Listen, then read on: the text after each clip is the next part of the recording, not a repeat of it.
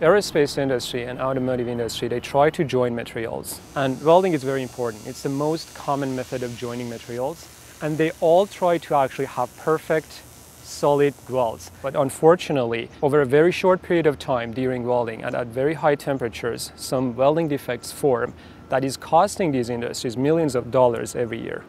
My name is Hamid Rajani, and I'm a PhD candidate of mechanical engineering at the University of British Columbia, Okanagan campus.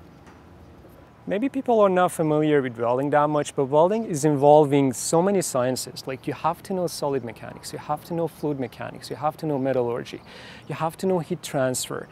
It's like a very small science, and that's why I loved it. And I've actually dedicated all of my research last 10 years in welding.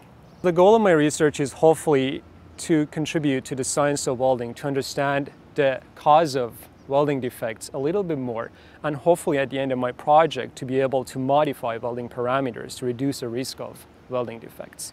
Because these defects happen over a very short period of time and at very high temperatures, therefore, like, experimental methods are not able to go deep into the details.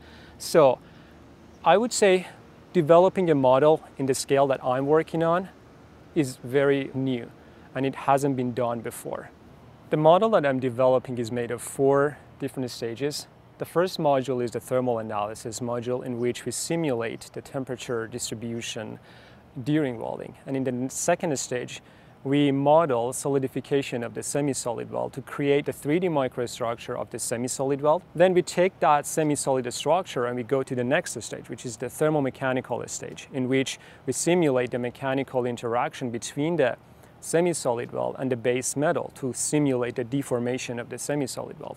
And then at the last stage, which is the modeling of formation of defects, we analyze the fluid flow within the semi-solid weld to model formation of defects.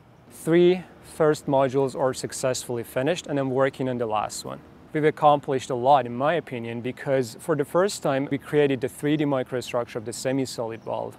And this microstructure is unique because it's in 3 dimensions, first of all, and it's in a multi-scale, which means you can see it in the microscale, mesoscale, and also macroscale.